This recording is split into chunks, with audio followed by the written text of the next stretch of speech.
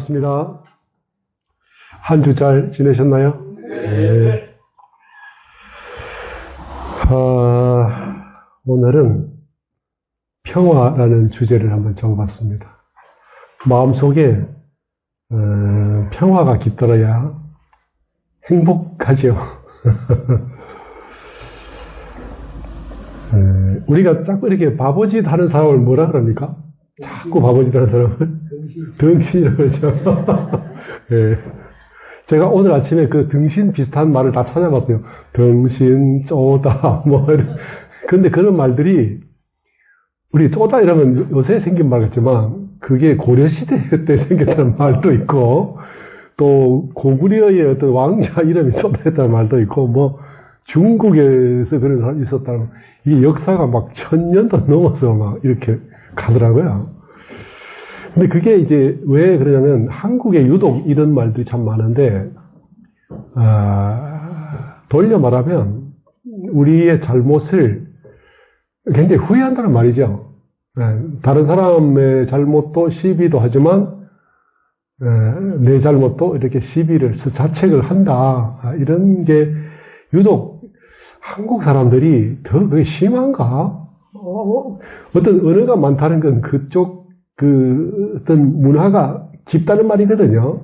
그러니까 예를 들면, 저는 어릴 때 아무리 이렇게 무지개를 봐도 색깔이 3개인가 밖에 안 보이는데, 교과서에는 자꾸 7개라잖아요, 이게. 그래서 막 무지개가 뜨면 숫자가 어떻게 되는지 자꾸 세봤어요. 근데 아무리 세도 저게 3개인가, 4개인가, 그랬는데, 이게 7개라니까 뭐 그런 줄 알고 뭐 교과서가 맞겠지 이 생각을 했는데, 이게 이제 북극을 가면 뭐 무지개 색깔이 10몇 가지 이렇게 이야기를 하잖아요. 그 문화가 그걸 중요시 여기면 자꾸 그게 세분화 시키는데, 한국이 아마 그런 정신적인 성장의 배경이 되려고 이렇게 이쪽 욕과 관련된 일이 참 자책과 관련된 말이 많지 않나 하는 생각도 해봤습니다. 왜 이렇게 자책을 하거나 남 탓을 많이 하냐면, 저는 그 생각이에요. 더 나은 세상을 꿈꾸는 욕구가 강렬하기 때문에, 나도 더 훌륭하고 싶고, 다른 사람도 더 좀 좋았으면, 있는 대로 만족하지 않고, 더 좋기를, 더 미래를 이렇게 아름다운, 더 행복한 미래를 꿈꾸는 것 때문에 이런 용어들이 많아진다 생각을 하는데, 결국은 이게 뭐냐면요, 우리의 평온한 일상을 자꾸 건드리는 거예요. 그죠? 지금 평화롭고 행복하면 되는데 뭔가 불만이 많아. 그러니까 이 평화가 깨지죠.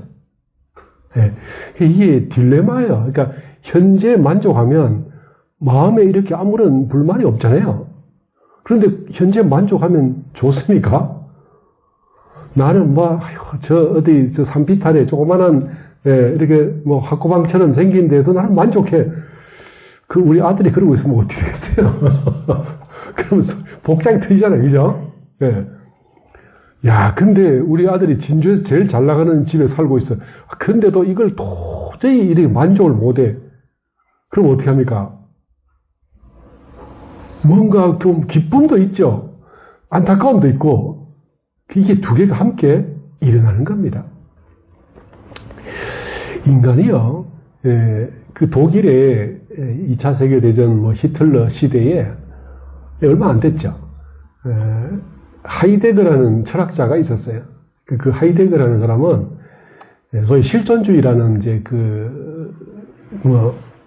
칸트 이후에 나타난 한 사조인데, 이 실존주의 철학 중에서 유명한 사람, 니체를 이어서 내가 니체를 이어받았다라고 하는 사람인데, 이 사람이 존재, 실존주의니까 존재가 중요하잖아요.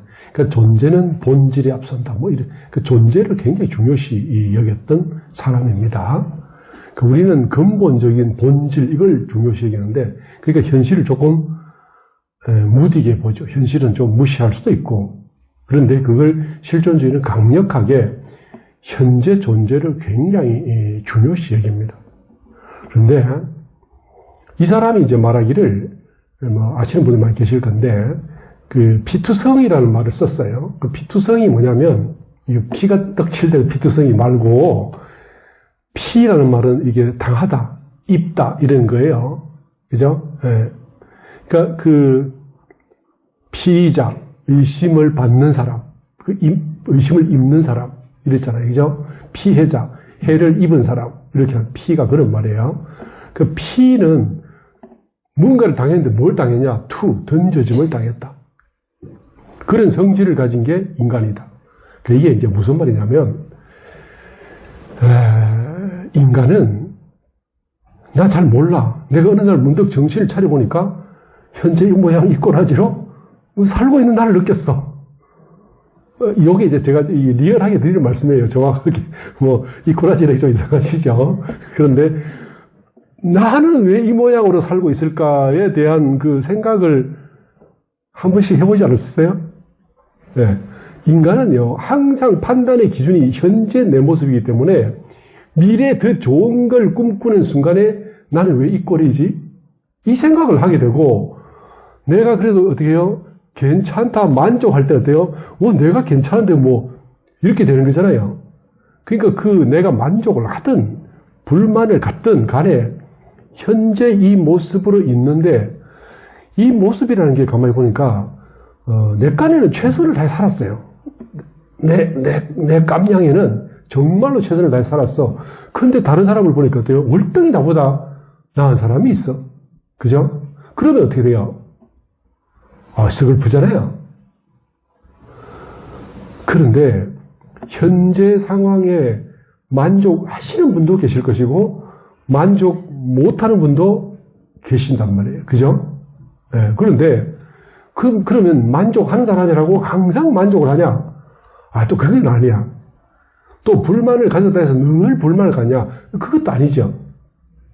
그런데 내가 이렇게 마음을 갖든 저렇게 마음을 갖든 상황이 어떻든 간에 우리 지금 내가 정신 차려보니까 현재 나는 이 모습으로 그냥 이 상황으로 살고 있어. 근데 이걸 보니까 내가 결정했나? 생각해보니까 내가 결정한 게 아닌 것 같아. 이걸요, 내가 던졌다. 그러면 피가 아니라도요, 자아가 들어갔죠. 스스로 던졌다. 자투. 내가 던졌다 되잖아요. 그런데 인간은 보니까 전부 다 던져짐을 당했다. 첫 번째 어떻습니까? 우리 부모가 왜 우리 부모가 저 사람이지? 어떻습니까? 내가 결정했습니까? 사실은 자기가 결정했어요. 동양의 인과 철학을 따라가면. 그런데 우리가 그 전생에 무슨 생각을 하고 내가 죽었다가 다시 갈 때 어떤 부모를 선택했는지 그걸 모르잖아요. 그 유럽에는 그런 게 없죠. 그러니까 어떻게요? 난 내가 선택 안 했는데 내가 눈 떠보니까 우리 부모가 저 사람이 우리 부모였어. 근데 우리 부모가 뭐 예를 들면 미국의 어떤 길거리에서 뭐 마약을 하고 이런 부모였으면 어떻게 할 거예요? 인도에서 가난한 그저 동네에서 빌어먹는 만일에 뭐 바이샤 수드라 뭐 밑에 더 내려가면 불가촉 천민이었으면 어떻게 할 거예요? 근데 거기에 비하면 지금 너무너무 감사하잖아요. 이 사회에서 내가 현재 처하게 만든 내 부모님이 평균 정도만 되면 사실 우리는 감사해야 돼요. 왜냐? 우리나라는 전 세계에서 압도적인 선진국이거든요. 우리나라가 지금 세계 경제 수위가 뭐 8위니 10위니 이렇게 말하지만 실제로 그 생활하는 거 보면요. 거의 1, 2위, 2, 3위 수준입니다. 엄청나요? 이게 달러의 소위 말하는 소위 현재 물가 대비 우리나라가 굉장히 잘 살아요. 아시죠? 네. 우리 국민 평형이라는 32평이라는 거 전 세계 가면 그런 잘 없어요. 그렇지 않습니까? 네. 내가 어디 가서 대게를 마음대로 먹고 싶다. 킹크랩 먹고 싶다. 그거 마음대로 먹는 나라가 몇 나라가 없다니까요. 그러니까 이거 굉장히 잘 사는 나라죠. 그러니까 이 정도 이 나라에서 한국에서 평균 정도를 유지한다면 사실 우리는 굉장히 선택된 사람입니다. 그걸 이제 뭐 불만을 갖던 아이든 간에 자기가 뭐 알아서 생각하시면 되는 거죠. 그죠? 그런데 감사 생활은 원불교 사람들의 기본이다. 이렇게 가시면 됩니다. 그런데 여기서 하이데거라는 사람이 이 비투성이를 해놓고 그걸 끝나는 게 아니라 나는 내가 결정하지 않은 상태에서 이때 현재 모습으로 던져졌지만 앞으로는 내가 어떻게 선택하는가에 따라서 난 내 일생을 내가 결정해 갈 수 있다. 그 실존의 바탕 위에서 앞으로 내 인생은 내가 결정해 간다. 내가 이 생각을 하면 이렇게 하고 이 생각을 하면 이렇게 간다. 그렇게 해서 그 실존 철학이 하이데거는 굉장히 그 희망적인 미래를 제시를 했습니다. 그런데 우리는 과연 앞으로의 내 판단과 내 취사와 내 결정, 내 행동을 내가 내 마음대로 할 수 있다라고 생각을 하십니까?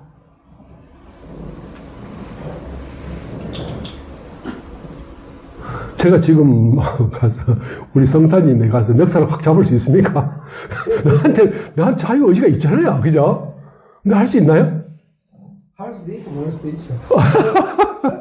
그러니까 문제는 이런 거예요. 그러니까 나는 그걸 할 수 있냐, 없냐? 우리는 정해져 있어요.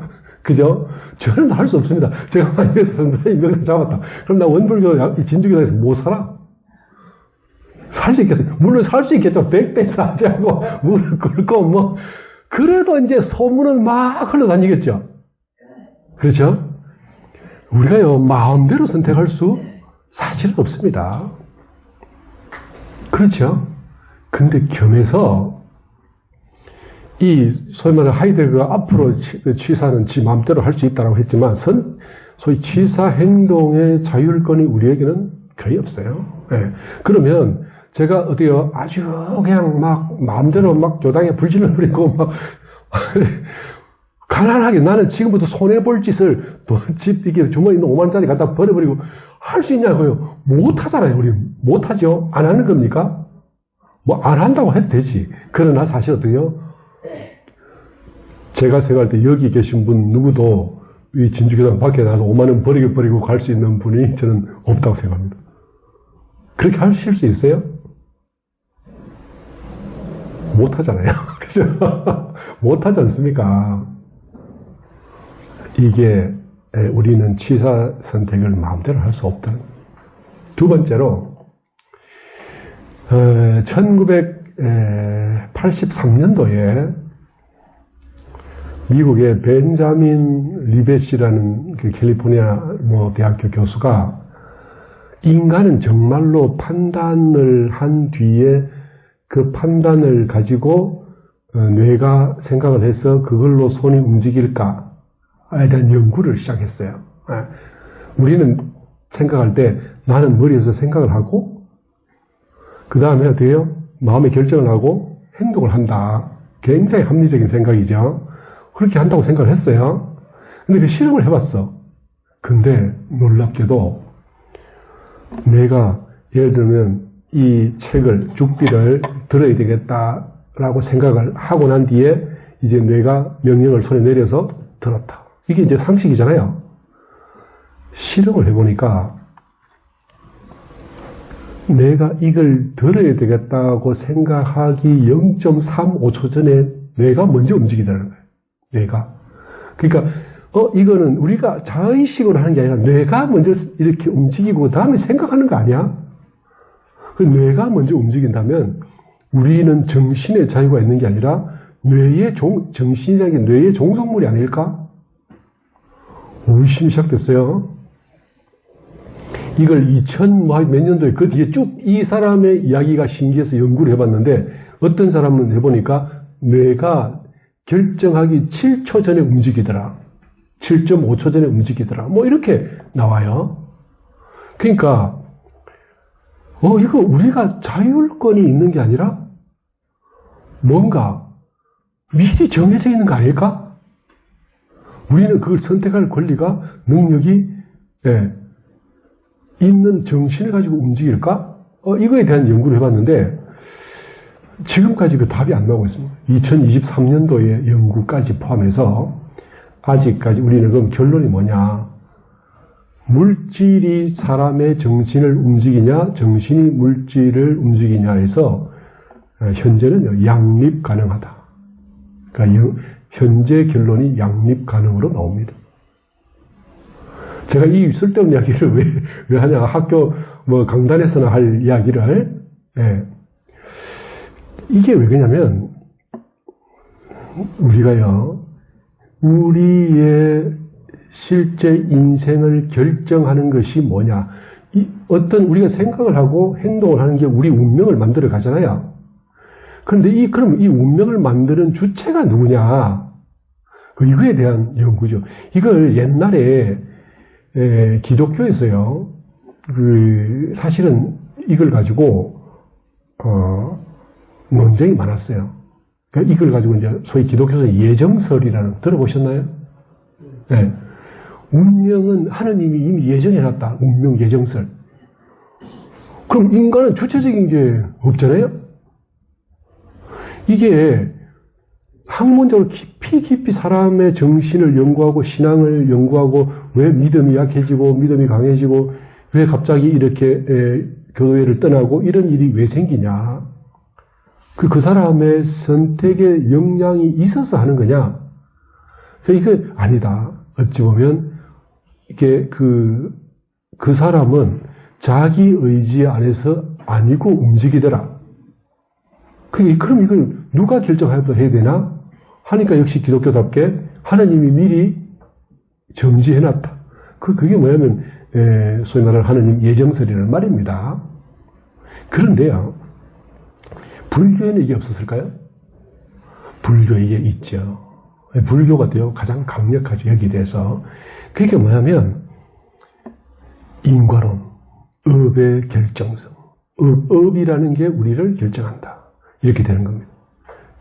이게 간단하게 말하면 나는 과거에 지은 업의 닦음의 수준, 그 다음에 인연의 수준 따라서 내가 어떤 경계에 반응할 건지가 결정이 된다. 이런 거에 대한 이야기입니다. 네. 그러니까요, 고상한 인격을 가진, 쉽게 말하면 전생에 여러 생에 걸쳐서 많이 닦아서 고상한 인격을 가진 사람은 비루한 일에 개입하지 않고 생각을 두지도 않는다. 그러니까 그쪽에 얽히지 않아. 그런데 닦음이 약한 사람은 이것 보면 거기 말려들고 저것 보면 거기 욕심내고 이것 당하면 그거 시비 일으키고 분별 올리고 내가 안 해도 될 판단, 안 해도 될 그 어떤 결정 취사 있잖아요. 그걸 다 생각을 하고 또 어떤 경우는 내가 해서는 안 되는 나의 소위 말하는 권능에 속하지 않은 예를 들면 제가 교회 의장님이 결정해야 될 부분을 제가 할 수는 없잖아요.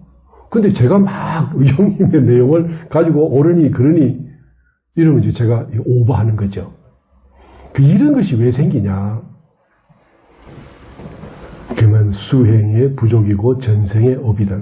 이게 이제 부처님의 소위 말하는 업감연기다. 이렇게 이 업으로 인해서 이 연기가 돌아간다. 이렇게 말을 하는 겁니다.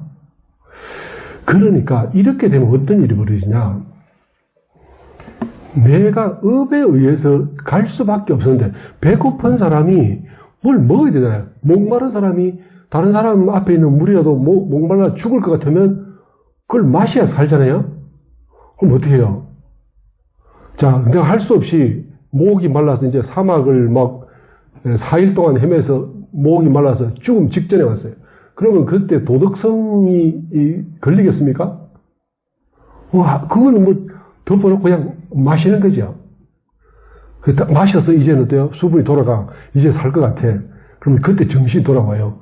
저 사람도 목 마른데 내가 먼저 먹어버렸어요. 그때 우리는 나를 자책을 할 거냐? 아니, 나 살려고 어쩔 수 없었어. 라고 할 거냐? 이거 문제 걸리죠? 네. 우리는요, 이게 극단적인 제가 비유를 듣지만, 우리가 살아온 과거에 대해서 엄청 후회를 해요. 두 사람이서 이야기하다가 끄트머리 말 안 하고 그냥 갔으면 좋을 건데, 끄트머리 말해가지고, 나 자존심 상해 죽겠어. 이러면 입을 킥하고 막, 집에 가서 막 후회하고 막, 어떤 사람은 3일씩, 일주일씩 후회하잖아요. 그죠? 일주일 뿐이니까 어떤 사람 1년 뒤에 봐도 얼굴이 벌리잖아요. 예. 그게 뭐냐? 스스로를 용서하지 못하는 겁니다. 그런데, 그 다음에 또 그런 상황이 오면 나는 선택할 능력이 있나? 사실 똑같아요. 저희들 교무들이요. 저도 마찬가지. 제가, 첫 부교무를, 부산의 어느 교당에 발령을 받아가지고 살았어요. 근데 이제 6개월 만에 제가 튀어나왔어. 못 살아가지고. 그래가지고 이제 한 달 있다가, 다시 들어갔어요.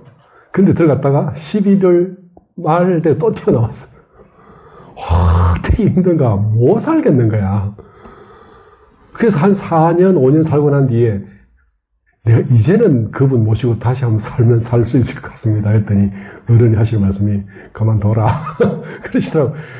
이게 밖에서 나와서 볼 때는 버티고 살아봐야지 생각을 하지만 막상 살아보면 제가 그걸 견딜 레벨이 못 됐던 거죠. 예. 그러니까 그걸 가지고 어때요? 예. 자책을 우리는 하잖아요. 자책을. 그죠? 예. 그러니까 굳이 그럴 필요 없다. 왜냐하면 제가 이제 지금 와서 보면 그때는 신출내기고 교리 공부하고 원칙만 꽉 차서 소위 정의, 불의, 그다음에 막 이런 것만 생각하고 있는 사람이 복잡하고 얽히고 설킨 인간관계에 묘한 어떤 인연, 감정 이런 게 막 같이 끼어들면 이 등신 같은 사람은 그걸 판단도 못하고 감정 조절도 못하게 되는 거죠. 그걸 할 수 없었다니까, 저는요. 네. 지금 제가 생각해보면, 그래, 집에서 졸졸졸졸 나이 따라 커가지고 원불교 학과 가서 교리만 배우고 법만 있는 데를 배우고, 뭐 정의는 죽기서 불의는 너무나 쉽잖아요. 그렇게 하면, 그죠? 물론 그것도 쉬운 일이 아니지만, 그런데 얽히고 설키고 꼬인 데 가서 판단이 이게 딱 스타트되고 감정이 올라오면, 이 감정이라는 건 한 번도 예상하지 못한 변수거든요. 그죠? 그럴 때 제가 그걸 못 버틴 거 아니에요? 예. 사실 이런 사람은 부직자로는 좀 어리석고 멍청하죠. 그런데 저는 교리 공부 좀 했다고 그게 다 될 줄 알았어요. 어림도 없는 일이죠. 그러면 그걸 가지고 제가 이제 평생 그걸 계속 후회하고 살아야 되나요? 참회하면서 자책하면서 살아야 될까요? 사람은 이게 동서의 말씀대로 아이가 커서 어른 되고, 그죠? 네. 그러니까 이게 제자가 커서 스승이 되고 하는 그 과정을 겪어가는데, 지나간 일에 대해서는, 어때요? 생각하지 말자. 그걸 만약에 진급의 자료로 삼으려면 생각을 하는 게 옳습니다. 그러나 쓸데없이 자책하면서 자기를 괴롭히려고 하면 할 필요가 없다. 그렇죠? 예. 근데 이걸 자책을 중심으로 하는 사람도 있지만 남 탓을 주로 하는 사람도 있죠. 예. 자책하는 사람은 자기 성장을 가져옵니다. 남 탓하는 사람은 사람을 골라요. 그래서 자기한테 마음에 맞는 사람을 찾아 이렇게 헤매다가 다양스럽게 그런 사람을 만나면 좋은데 세상에 자기가 원하는 대로 세상에 그런 사람 없죠. 내가 원하는 대로 사람이 있습니까? 근데 이제 동양 종교의 문제가 뭐냐면 전부 자기 문제로 돌려라 그러는데 너무 그럴 것도 아니에요. 사람이 영 안 맞으면 어때요? 피해야지요. 그렇죠? 근데 우리는 어떤 사람이든 한 번 만나면 죽자고 버티라. 그것도 제가 볼 때는 어때요? 진짜 이 등신이 아까 말씀 등신 바보짓 하는 사람을 등신한다 이렇게 하잖아요. 스스로를 무조건 깎는 것도 문제고 남 탓하는 것도 문제인데 이걸 조율하면서 계속 내가 진급하고 사람들 바깥에도 은혜를 그러니까 안으로는 진급, 바깥으로는 화합, 은혜 이걸 가지고 쭉 나아가야 돼요. 그런데 살다 보면 그게 내 뜻대로 다 이렇게 만족할 만큼 안 되죠. 그래서 어떻게 합니까? 밖으로 싸우고 안으로 싸우고. 이제 고수가 되면 밖으로도 잘 안 싸워. 안으로도 어떻게요? 잘 안 싸워. 고수가 되면. 그런데 각자 오늘 한번 생각해 보세요. 나는 밖으로 사람들과 잘 충돌하나? 문면 어때요? 내 문제 맞죠? 밖으로 충돌 많이 하면 그게 내 문제 맞습니다. 예, 바위에다가 계란 치듯이 하는 사람도 있고, 계란에다가 바위 치듯이 해서 상대를 뭉개버리는 사람도 있고, 그죠? 우리가요, 상대가 바위인데 그것도 모르고 내가 계란을 자꾸 때리는 사람, 그 어떻게 됩니까? 자멸이죠. 그러면 상대가 계란인데 내가 바위를 자꾸 던지면 어떻게 됩니까? 이거는 폭력이잖아요. 그래서 이런 것이 서로 조화되면서, 그러면 계란은 계란끼리, 바위는 바위끼리, 그것도 아니에요. 어떤 데는 푸시를 하고, 어떤 데는 받아주고, 어떤 데는 푸시하고, 어떤 데는 받아주면서 결과적으로 모두가 은혜가 되도록 하는 것이 밖으로 불공하는 길이다. 그렇죠? 저 사람이 큰 문제가 있는데 저것만 고치면 훌륭한데 저걸 그냥 싸울 거니까 피해버려? 불편하니까? 나만 피하면 되지? 사실 그게 불공은 아니에요. 내가 상대를 이길 수 있으니까 확 눌러버려? 그것도 아니죠. 나도 상대도 상생이 되도록 할 수 있냐 없냐. 그게 대중사님께서도요, 내가 다생금매로 이오면서 혹 사기 악기를 누르기도 하고 속은 어리석은 중생을 키우기도 하고 다독이기도 해서 나아가 이렇게 온 세월이 길다. 이렇게 말씀하시죠.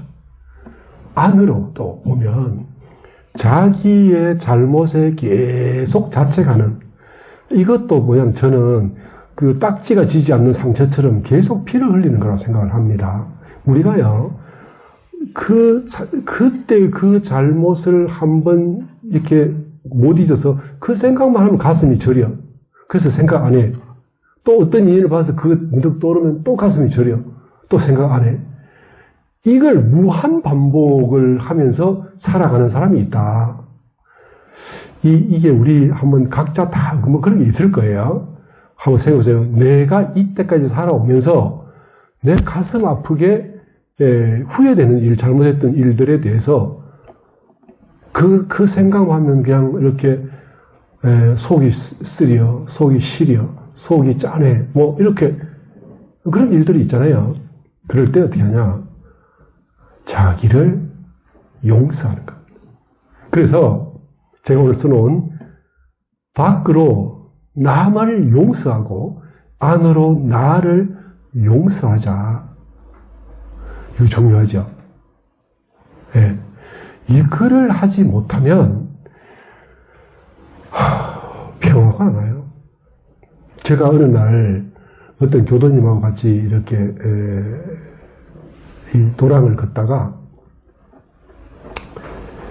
교수님, 저는 요새요 평화가 너무 좋아요. 평화라는 글자가 너무너무 좋아요. 저 그때 팍 왔어요. 이제는 평화롭게 살고 싶어요.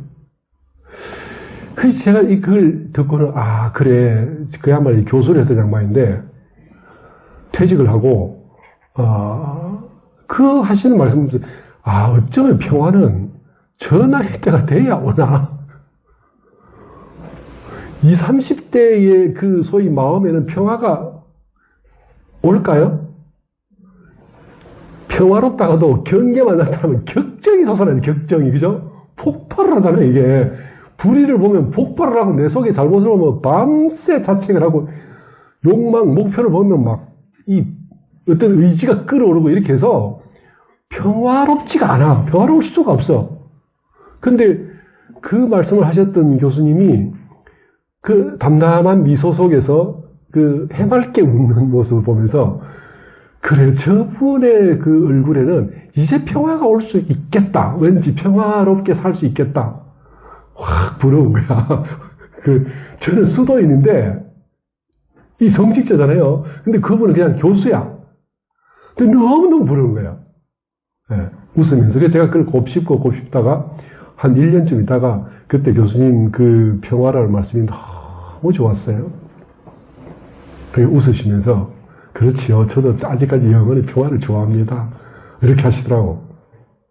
근데 그게 사실 평화라는 게 뭐냐. 편안하다는 말이죠. 평안하고 화평하다는 말이잖아요. 밖으로 남을 안 괴롭히고 남이 나를 안 괴롭히고 내가 나를 안 괴롭히고 내가 나를 시비하지 않는 이게 평화죠.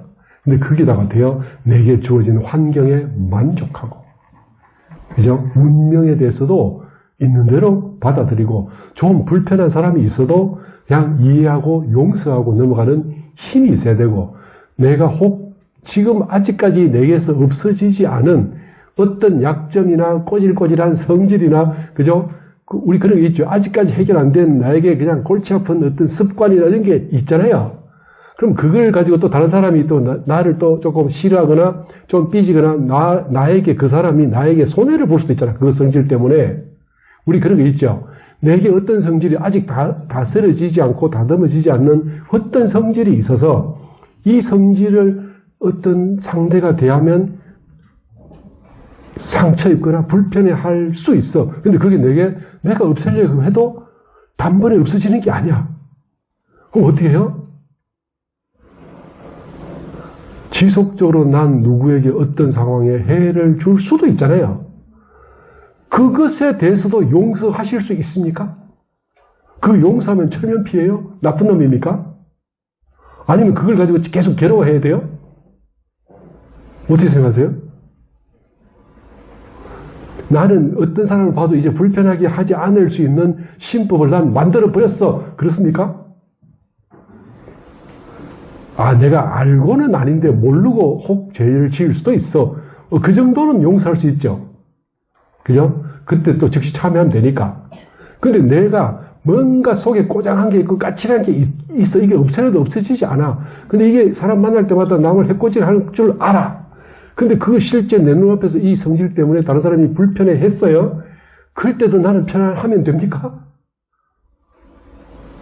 제 말이 어렵나요? 어렵지 않죠? 우리는요, 그까지 사실은 용서하고 그 부분에 대해서 참여를 해가고 이걸 빨리 고쳐야 되겠다 생각을 하고 가셔야 됩니다. 그렇게 안 하면 누가 득보나요? 네, 사실은 내가 잘못을 저지른 사람한테 늘 미안해하면서 겸손해하면서 앞으로 또 가진 약점에 대해서 이걸 빨리 고쳐야지 생각도 하면서 모두가 좋은 방향으로 나가야 진짜 용서입니다. 이게 똑같은 이유로 저 사람이 까칠하고 못됐어. 그런데 그 사람이 이때까지 살아온 과정에서 그게 그 사람의 성질 속에 들어가서 어쩔 수 없어. 그걸 알아. 내가 막 성질내고 고함 질렀다 해서 그게 고쳐지지 않아. 예를 들어 우리 남편이 술을 자꾸 먹어. 그런데 술만 먹으면 미치겠어요. 그런데 저 술을 끊을 수가 없어. 근데 본인도 못 끊어. 아들, 딸들은 아버지는 술꾼이 돼서 주 사람하면 미치겠다고 부끄러워서 못 살다고 막 신경질 내고 가. 그걸 누가 덮어갑니까? 마누라가 덮어가는 거지. 그 아픔을 가진 그 남편을 어떻게 해요? 저 아들들은 아직 어려서 이해 못 하잖아요. 그럴 때 어떻게 해요? 내가 덮어가는 거지. 그래야 배우자지. 그죠? 훌륭한 서로의 문제들을, 아픔을, 약점을, 그죠?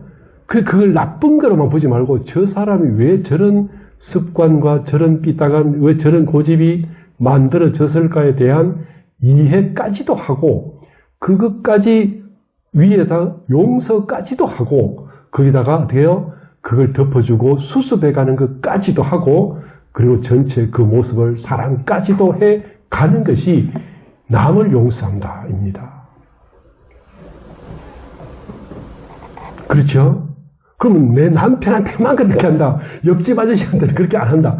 원불교 온 우리 교도들한테는 절대로 미우면 미운 걸 딱 쏴주고 나쁘면 딱 무시해주고 그렇게 하고 사실 겁니까? 그것까지도 해준다. 그것까지도. 그게 용서잖아요. 저 사람도 어떻게 해요? 나름대로 행복하려고 하고 일부러 남을 괴롭힐 생각이 있는 건 아니잖아. 근데 이렇게 생각하면 용서 못할 일이 없죠. 그 사람이 그럼 왜 그 습관이 들었을까 생각해보면 다 이유가 있어요. 모든 건 다 이유가 있어요. 다 그 굽이 사연이 다 있어. 그죠? 그래서 완전한 남에 대한 이해, 완전한 나에 대한 이해, 그리고 용서, 그리고 화합. 그러면 그 결과는 평화가 옵니다.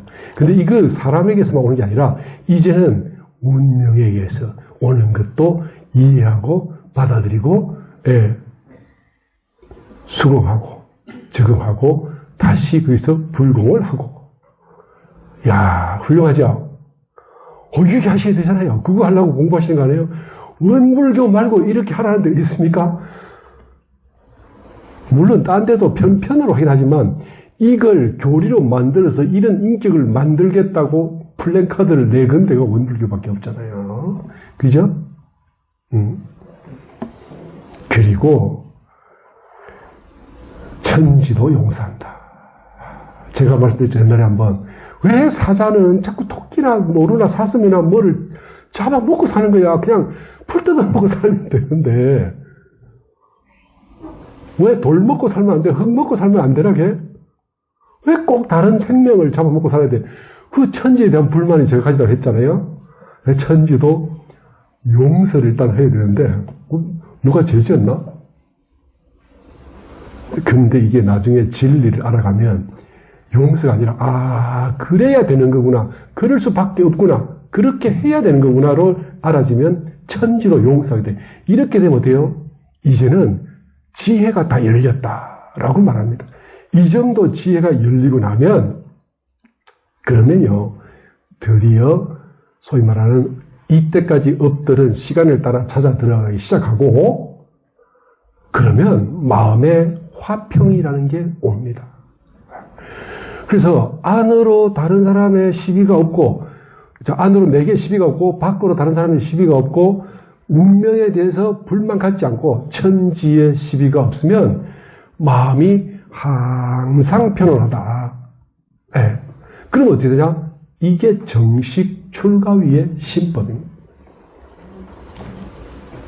우리가 교전이고 어디 간에 출가위에서 말을 많이 써놨는데 그 디테일을 안 써놓으니까 도대체 이 출가위가 어떤 레벨이야? 잘 모르잖아요. 제가 오늘 드리는 말씀이 정답입니다. 우리가 이 소위 정식 출가위의 신법에 가도록까지 우리 이 법으로 공부하는 거예요. 네. 그러면 어때요? 안으로 평화, 밖으로는 은혜. 멋있죠? 멋있잖아요. 네? 그러니까 모르는 진리가 없고 안으로 스스로 어때요? 걸리고 막힌 게 없으니까 감정이고 분노고 상이 일어나지 않아. 그러니까 저절로 청정해져요.